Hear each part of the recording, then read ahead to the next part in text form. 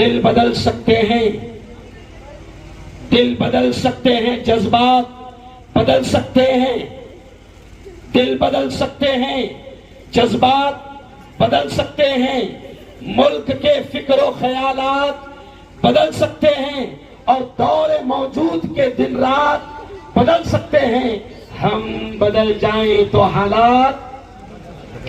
जोरदार तालियां बजाएं।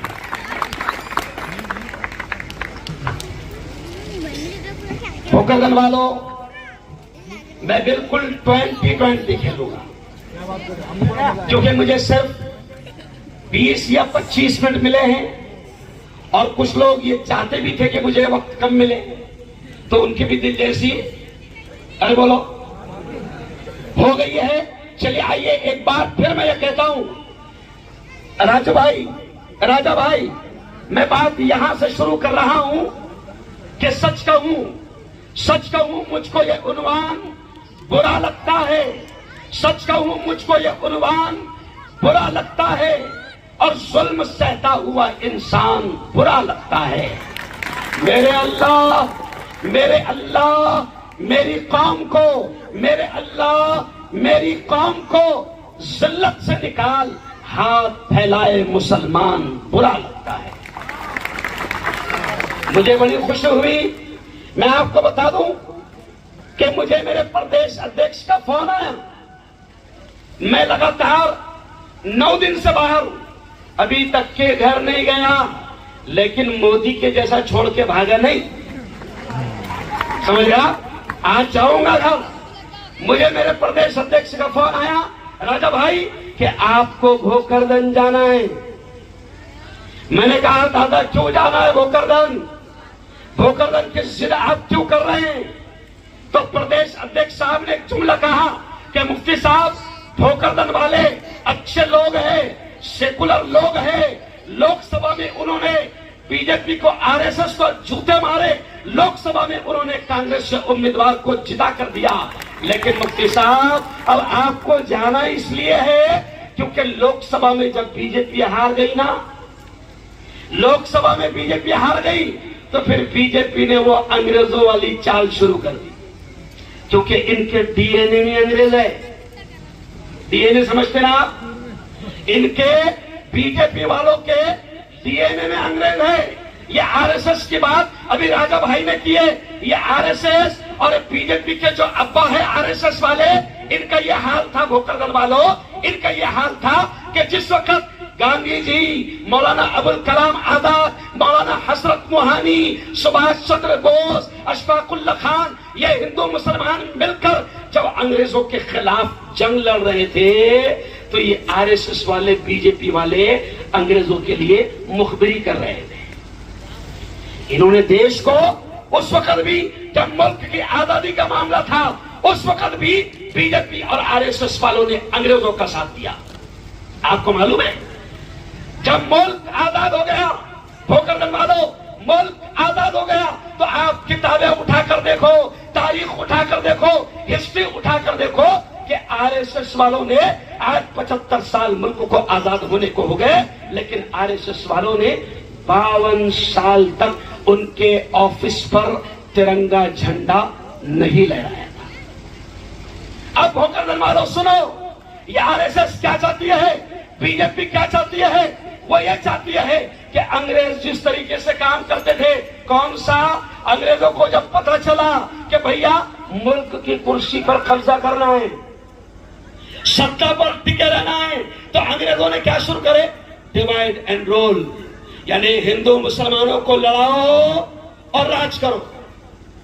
तब ये जुमला सुनना भोकरदन वालों, मैं ये कहता हूं कि उन्होंने ये कोशिश की कि हिंदू मुसलमानों को लड़ाओ और राज करो, तो उन्होंने सत्ता के लिए, कुर्सी के लिए, सरकार के लिए, हुकूमत के लिए, राज करने के लिए उन्होंने हिंदू मुसलमानों को लड़ाने का फैसला किया और लड़ाया।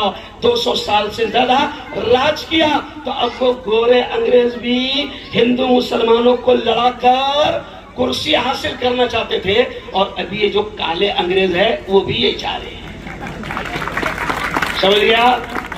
तब लोकसभा में तुमने अकल का इस्तेमाल किया, बीजेपी जाग गई, आरएसएस वाले होशियार हो गए, उन्होंने अपने दल्लालों को तुम्हारे बीच में छोड़ दिया और फिर तुमने देखा कि क्या हुआ, विधानसभा में बीजेपी जीत गई। लेकिन अब उनको चाहिए दादा उनकी पॉलिसी है लड़ाने की, लेकिन मैं आपको मुबारकबाद देता हूं राजा भैया कि मैं आया आपके लिए, इसलिए आया कि मैंने देखा, आपके बारे में मालूम किया। मुझे मुसलमान हिंदू भाइयों ने नहीं, आपके बारे में मुसलमान भाइयों ने बताया कि आपने कोरोना के वक्त में भी सैकड़ों गरीबों के लिए राशन का इंतजाम किया।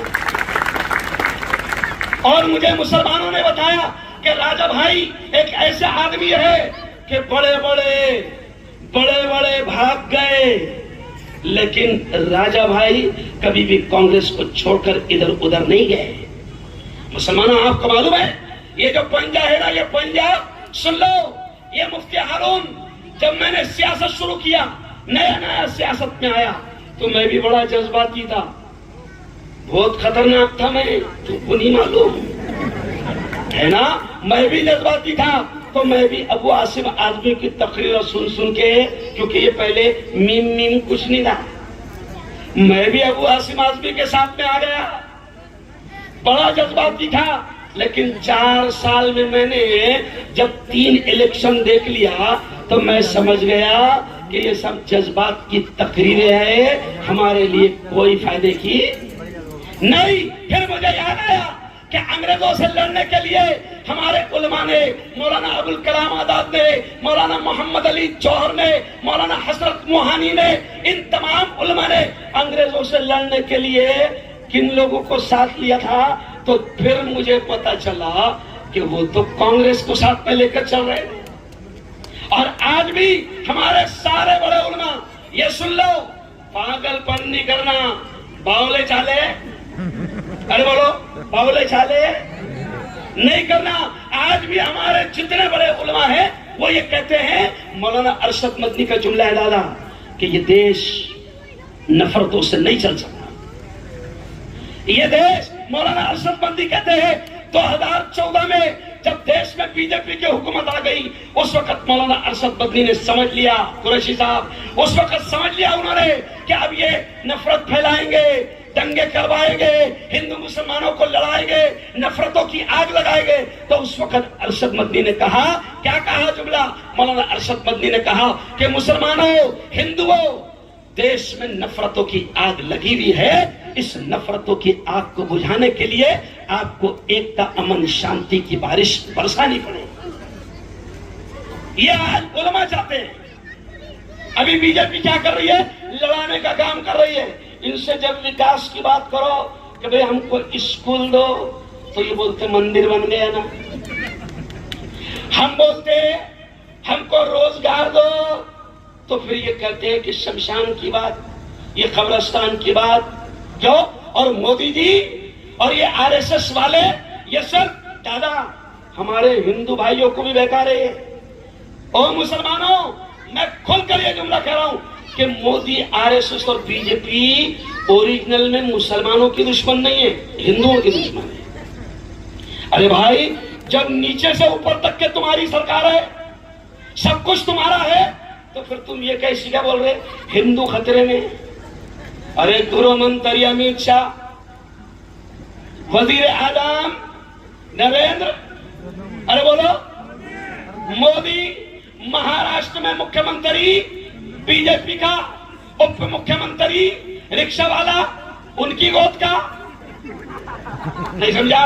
अजीत दादा वो जो अपने चीचा का नहीं हुआ। तो जब सब कुछ तुम्हारा है तो फिर तुम खतरे में कैसी का भैया? दादा सही बात है ना? इसलिए वो गर्दन वालों समझ लो, ये लड़ाने की राजनीति कर रहे हैं दादा। अब इनकी नजर गई नगर पालिका पर। अरे बोलो, सच्ची बोलना, 25-30 साल तक के बीजेपी का झंडा और बीजेपी के हाथ में, बीजेपी के कब्जे में नगर पालिका नहीं आई। बीच में गलती से 5 साल के लिए हाँ गई थी, तो बीजेपी ने देखा कि नहीं, नगर पालिका में भी बहुत माल है, क्यों? तो बीजेपी ने क्या किया? मुसलमान दादा कैसा है, आपको लगता होगा कि हमारे लोग बावले बातें कर रहे, ये भोले भी जाने, ये भोले दादा, इनको मालूम नहीं राजनीति क्या है, इनको मालूम नहीं सियासत क्या है। अरे सुनो, मैंने कल के रोज जालना में कहा, परतूर में कहा और बाबा जानी दुर्रानी के प्रोग्राम में कहा कि भैया अजीत दादा, एकनाथ शिंदे, सच्ची बोलना, अजीत दादा क्या लात मार के आएगा बीजेपी को? अभी नहीं। अरे शिंदे लात मार के आया क्या? नहीं। सुनो, अंदर का गेम क्या है? बीजेपी ने देख लिया कि मुसलमान अपने को वोट देगा नहीं, मराठा भी बहुत नाराज चल रहा, वोट मिलेगा नहीं, शेतकरी भी नाराज चल रहा, वोट मिलेगा नहीं, दलित और बौद्ध तो हमको वोट देगा नहीं। अब बीजेपी ने देख लिया कि अपने को तो वोट नहीं मिलेगा सेकुलर लोगों का, तो बीजेपी ने बोली अजीत दादा जा बे, तू जा उनके अंदर। फिर अजीत दादा आया क्या? सेकुलर। क्यों? अरे वो बंद घड़ी है, मैं 13 साल का था जब से देख रहा बंदी है वो, और अभी तक के उसमें 10:11 अरे बोलो हुए नहीं। अरे अजीत दादा वो है मुसलमानों, सुनो, अरे जिसने अपने चाचा को धोखा दिया, जिसने अपने घर को धोखा दिया, वो तुम्हारा होगा क्या? अरे बोलो। अब बीजेपी ने क्या गेम करा? बीजेपी ने ये गेम करा कि चलो अब जाओ मुसलमानों को बताओ, बहकाओ कि देखो हमने ऐसा किया, हमने इसको टिकट दिया, हमने उसको टिकट दिया। कोई बात नहीं, हम चाहते हैं दादा, हम मुल्क में हिंदू मुसलमान करना नहीं चाहते। हम क्या कहते हैं सुनो, मैं जमीयत उलमा का महाराष्ट्र का नायब सदर हूं, मैं all India Muslim personal board के जिम्मेदारों में अल्लाह मुझसे काम ले रहा है। वक्फ की जमीनों को बचाने के लिए उठाओ गूगल, उठाओ यूट्यूब, अल्लाह की कसम जितने धरने आंदोलन औकाफ की जमीनों को बचाने के लिए मुफ्ती हारून ने किया चैलेंज है, उतने धरने किसी ने नहीं। लेकिन हम क्या चाहते हैं? हम ये चाहते हैं, आओ राजा भाई आप इधर आओ, हम क्या चाहते हैं सुनो, हम हिंदू मुस्लिम करना नहीं चाहते, क्योंकि हमारे बड़े क्या कहते हैं? हमारे बड़े ये कहते हैं कि हिंदू मुसलमान की राजनीति करने से देश कभी आगे नहीं बढ़ेगा, देश की तरक्की नहीं होगी। हम क्या कहते हैं? ये देखो, ये राजा भाई है और ये मुफ्ती हारून है। अरे हम तो ये कहते हैं कि दुनिया में अमन प्यार के किस्से लिखेगा कौन? हम कहते हैं, सुनो ये शेर सुनो पूरा, फिर जोरदार तालियां बजाना। अरे हम कहते हैं कि दुनिया में अमन प्यार के किस्से लिखेगा कौन, और आपस में कट मरेंगे तो आखिर बचेगा कौन? दुनिया में अमन प्यार के, अगला जुमला सुनो, कि दुनिया में अमन प्यार के किस्से लिखेगा कौन, और आपस में कट मरेंगे तो आखिर बचेगा कौन? और मैं मेरे हिंदू भाइयों से कहता हूं, अभी फारूकी साहब बोल कर गए ना, ये हमारे बड़े भाई है, मैं हमारे हिंदू भाइयों से कहता हूं कि होंगे न तुम तो लाएंगे तुम सा कहां से हम तुम्हारे जैसा, होंगे न तुम तो लाएंगे तुम सा कहां से हम, और होंगे ना हम तो आपको भाई कहेगा कौन? ये चाहते हैं हम एकता चाहते हैं। और आगे सुना, आगे मैं क्या कहता हूं दादा, बीजेपी हमको लड़ाने की कोशिश कर रही है। सुनो एक मिनट, बीजेपी हमको लड़ाने की कोशिश कर रही है, बेकारी, लेकिन बहकना नहीं, आपस में झगड़ना नहीं। शायर कहता है कि हवेली झोपड़ी सबका मुकद्दर फूट जाएगा, हवेली झोपड़ी सबका मुकद्दर फूट जाएगा, अगर ये साथ हिंदू और मुस्लिम छूट जाएगा। अरे दुआ करो ये प्यार के रिश्ते रहे कायम, ये रिश्ते टूट जाएंगे तो भारत टूट जाएगा। हम भारत को तोड़ना नहीं चाहते, बावले मत बनो। और याद रखो एक बात, बैठो दादा, अब याद रखो एक बात, आखिरी में मैं आपको बता रहा हूं दादा, इनके पास में, सत्ता वालों के पास में हराम का पैसा बहुत है। अरे कमाए ना रे उन्होंने, इनके पास में हराम का पैसा बहुत है। सुनो भोकरदन वालों, ये क्या करेंगे, ये आपको बहकाएंगे, आपको लड़ाएंगे। और दूसरे क्या, अभी मैं भोकरदन आ रहा था तो सुनो सुनो, एक मिनट बेटा, मैं भोकरदन आ रहा था तो जानने में मुझे एक नेता ने बोला, हिंदू नेता ने बोला, मेरा दोस्त है, दोस्ती मेरी सबसे है, और मेरा बयान मंदिर में भी होता है। अभी 3 महीने पहले मेरा बयान मंगलगिरा मंदिर में हुआ, जो हिंदू भाइयों का बड़ा मंदिर है। और अभी 15 दिन पहले आपको मालूम है मेरा बयान पंढरपुर में हुआ। यानी ये मुल्ला सिर्फ मरकर और मस्जिद से बयान नहीं करता, मंदिरों में भी बयान करता। तब मेरा एक हिंदू दोस्त मुझे मिला, ओ मुफ्ती साहब कहाँ जा रहे हो, सुना है कि तुम भोकरदन जा रहे हो। मैंने कहा हाँ। कहा कि ज्यादा चिल्लाना मत, तुम्हारा आवाज बैठ गया, ज्यादा तकलीफ मत करो। मैंने कहा क्यों? कहा कि तू कितना भी चिल्ला, भोकरदन वालों ये जूता मारा उसने हमको, ईमान वालों को। वो कहने लगा कि मुफ्ती साहब तुम कितना भी चिल्लाओ, तुम्हारी कौम को एक दिन पहले चांद रात आएंगी। समझ गए? हाँ, कहने लगा मुफ्ती साहब तुम कितना भी चिल्लाओ, एक दिन पहले तुम्हारी कौम को 500 रुपए में हम खरीदेंगे। ये जुमला उसने कहा, मुझे पसीना छूट गया, मुझे शर्म आने लगी कि आज हिंदू भाइयों की निगाह में मेरी कौम की यह हालत हो गई। ओ भोकरदन के मुसलमानों, अगर 500 में आप अपना वोट बेचते हो, 500 में, अब 500 में अगर आपने 5 साल के लिए वोट बेचे, तो सुनो मिसाल, मैं मुफ्ती हारून नदवी, मैं 50 किलो का है, कितने किलो का? 50 किलो का है। अब अगर सुनो, अगर 50 किलो का मुफ्ती हारून 500 में बिका तो क्या किलो गया? अरे बोलो ना, 27 पैसे। मैंने हिसाब लगा लिया, अगर 500 में तुम बिक रहे तो क्या किलो गए? 27 पैसे किलो। अरे मैं कहता हूं, आपको मालूम है कुरैशी मियां, तुम मेरे बड़े भाई हो, तुम बड़े कुरैशी हो, अरे मैं भी खलकी है, मैं छोटे कुरैशियों का हिंदुस्तान का अध्यक्ष हूं। तो सुनो, मैं कहता हूं मुसलमानों कि अगर तुम 500 में बिक रहे तो शर्म करो दादा, शर्म करो। अरे मैं कहता हूं सेमड़ी मेंढी का गोश्त 700 रुपए किलो बिक रहा, और तू कितने में जा रहा? 27 पैसे में।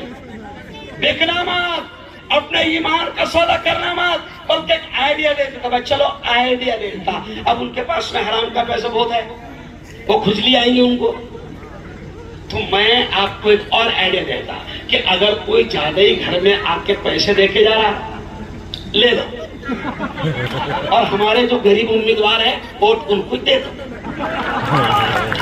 क्योंकि हम पैसे नहीं बांटने वाले, हमारे पास सत्ता नहीं है, हमारे पास हराम का पैसा नहीं है, हमारे पास 2-2 करोड़ नहीं है। ये अजीत दादा है ना, ये बीजेपी में क्यों गए, बीजेपी की गोद में क्यों गए? क्योंकि आपको याद होगा फडणवीस ने क्या कहा था, अजीत दादा हमारी हुकूमत आएगी। सुनो सुनो एक मिनट, ए बेटा, अजीत दादा हमारी हुकूमत आएगी तो अजीत दादा, ये जुमला था फडणवीस का कि अजीत दादा को हम जेल में डाल देंगे और अजीत दादा चक्की पीसिंग ये जेल में जाएगा। तो अजीत दादा सीधा चले गया, भैया मैं जेल में नहीं जाता ना, तुम्हारी गोद में आ जाता। समझ गया? ये शिंदे बीजेपी क्या कर रही है, डरा धमका कर गोद में बिठा रही है। लेकिन सुनो, कांग्रेस का एक एक कार्यकर्ता और कांग्रेस का लीडर न बीजेपी की ईडी से डरता है, न बीजेपी की सीबीआई से डरता है, क्योंकि हमारे पास में लफड़े का 2 नंबर का पैसा, अरे बोलो है नहीं। तो देखो अल्लाह देख रहा है, बहकनामात सिर्फ मुसलमान के नाम पर बहकनामात। आखिरी जुमला सुनो, अल्लाह देख रहा है, ऐसा दोनों हाथ उठाकर बताओ कि इंशाअल्लाह हम अपने ईमान का सौदा नहीं करेंगे। दोनों हाथ उठाकर बताओ, माशाअल्लाह ताला देखो, ईमान का सौदा हम नहीं करेंगे। और आखिरी जुमले पर अपनी सभा खत्म। अब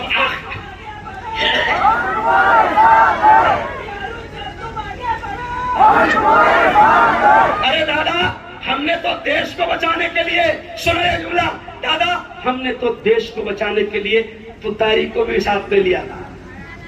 घड़ी को भी साथ में लेना चाहते थे।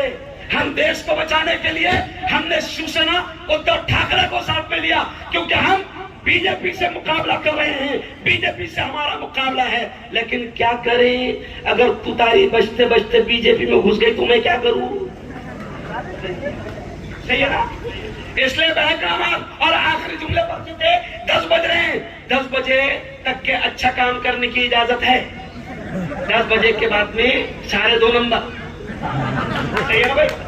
तो आखिरी जुमला सुनो, डरना भी मत किससे। बड़े बड़े जालिम आए, दादा पवित्र कुरान में है कि बड़े बड़े जालिम आए चले गए। अभी देखो, तुमने सिर्फ इतना बोलना, गया। जोर से बोलना, क्या बोलना? क्या बोलेंगे? गया।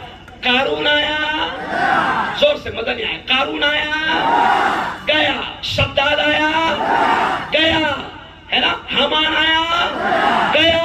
नमरूद आया, गया। मोदी भी आया, अरे बोलो, मोदी आया, गया। इंशाल्लाह बोलो, बोलते सिर्फ अपन ने एड़े चाले नहीं करना। अंदर अपनों को बहुत बहुत बहकाया जा रहा, बहकना नहीं। और ये जो जीते ना दादा, आखिरी जुमला, ये जो जीते ना अभी विधानसभा में, ये क्या ओरिजिनल जीते क्या? अभी एक वीडियो आई, ऐसे 4-5 बच्चे मोदी जी उनसे मिल रहे, और बेटा क्या चल रहा है? तो एक बच्चा धीरे से बोलता, अंकल अंकल अंकल, मैंने आपको टीवी में देखा। बच्चे अंकल अंकल अंकल, मैंने आपको टीवी में देखा। मोदी जी बड़े खुश हो गए। फिर वो पूछते, अच्छा मैं क्या करता था टीवी में? तो बच्चा बोलता, वोट चोरी कर रही थी। वोट चोरी। तो ये लोकसभा विधानसभा में, और मेरा डायलॉग है मशहूर दादा, जैसे तोते की जान पिंजरे में, मोदी की जान मशीन। मेरा चैलेंज है तुझे मोदी, मेरा चैलेंज है। अरे बेटा, मशीन हटा कर दे, चल आजा मैदान में, दूध का दूध, पानी का पानी हो जाए। वोट चोरी करके तुम आए। तो यही नारे पर जो मेरा नेता राहुल गांधी 4,500 किलोमीटर तक के मेरा नेता पैदल चला, कन्याकुमारी से निकला कश्मीर तक 4,500 किलोमीटर तक के पैदल चला। काहे के लिए पैदल चला राहुल गांधी? सिर्फ नफरतों को खत्म करने के लिए और मोहब्बतों के साथ देश को जोड़ने के लिए, बचाने के लिए। और अब मेरा नेता नारा लगा रहा है, तुमने भी वो नारा लगा देना और अपनी बात खत्म कर दूंगा। आपने सिर्फ जोर से बोलना, गद्दी छोड़। क्या बोलना? अरे बोलो, क्या नारा लगाएंगे? चलो देखो, बड़ा मजा आएगा। मोबाइल में ले लो उसको, है ना? मोबाइल में ले लो। नारा क्या है? अरे ओ चोर, जोर से, ओ चोर, ओ चोर, ओ चोर, ओ चोर, तुतारी वाले। ऐसा है, ये ओरिजिनल बात है। अपनों को अभी समझ में नहीं आ रही। ये सब भैया के मिले ले, कहाँ मिले ले? हाँ, तो बिल्कुल कांग्रेस को मजबूत करो, तुम्हारी माँ की कसम देके जाए। कांग्रेस को मजबूत करो, बावले चाले अरे बोलो मत करो। व आखिर दावाना अनिल हम्दुलिल्लाहि रब्बिल आलमीन।